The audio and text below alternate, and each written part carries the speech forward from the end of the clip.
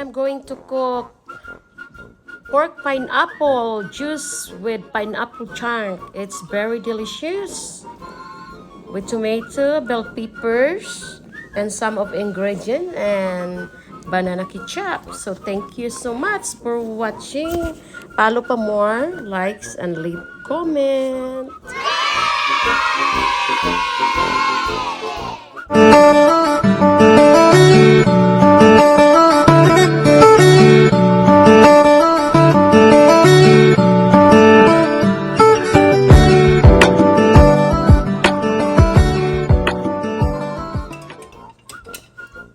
Hello guys, we have to add, after we boiling the meat here, we boil the meat like almost 45 minutes, and then after that, we throw away the water, and then we have to put the meat over here to stir fry with and turn brown. We have to put the meat here.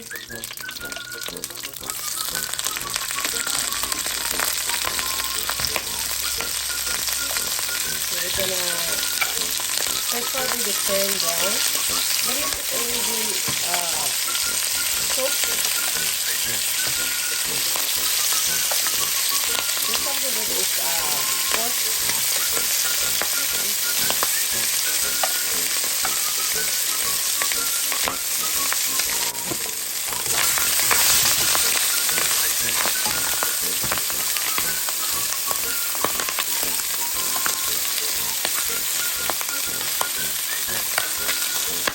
To our meat butter.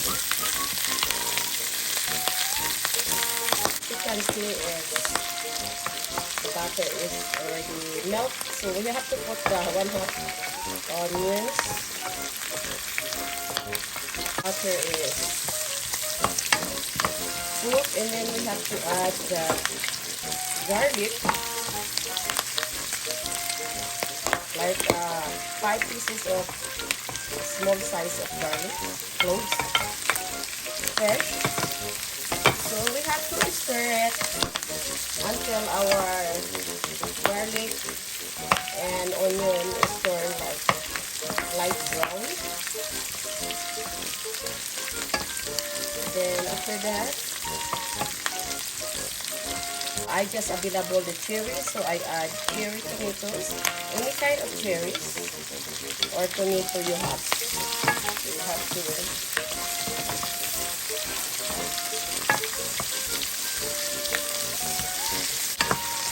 there you go. So we have to put this. This is a beef powder stock.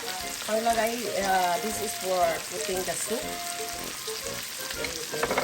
And also, I add the pineapple juice. You can see here. So we have to simmer it. And then you have to cover it, guys.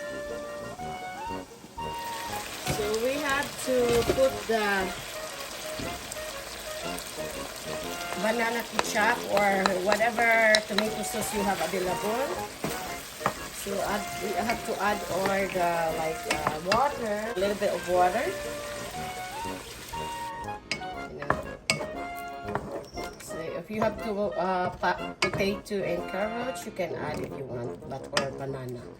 But I just add like this. There.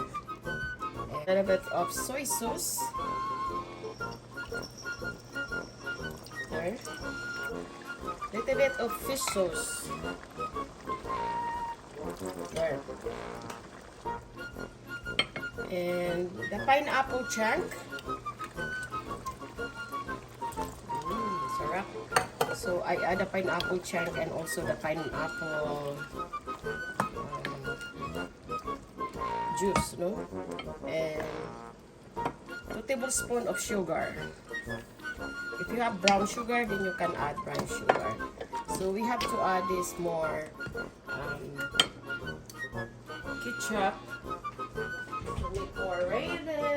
The ketchup, banana ketchup I put. So you can put tomatoes paste or tomato sauce, whatever you want, guys. Black pepper. 1 tablespoon. There you go. And then you have to stir it. Stir it, guys. The meat is already soaked because, you know, I already boiled this like almost 50 minutes. See, it's soaked already, guys. So, subscribe, like, leave comment, and don't forget to push the notification bell so every time I upload my video you always updated. So now, guys, we need to simmer it until the sauce is a little bit sticky and boiled until the meat, and then there you go. And while it keeps boiling, so we have to check our time, guys. So while we're boiling, half of our bell pepper, we need to add half of our bell pepper, you know. Bell pepper, it's make your food get you yummy. And later, we're gonna add more. So now we're gonna try our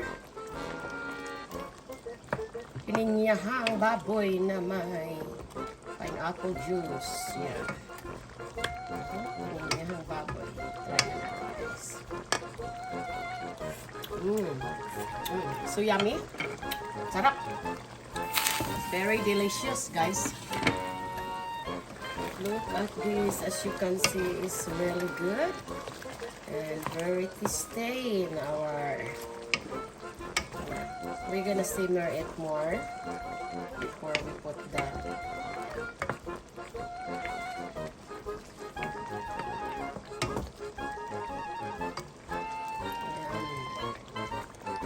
so guys, so we got more simmer it until the sauce is getting sticky before we're gonna add our another bell pepper. So thank you so much for watching. Please leave comments, subscribe, and don't forget to push the notification bell so every time I upload my video you're always updated. And thank you to all my supporters, to all idol and co-YouTuber. I really appreciate you always come to visit my channel. So welcome back to our yummy food. Huh? As you can see, guys, look at this. It's so yummy. We almost there, guys. To add more our bell pepper.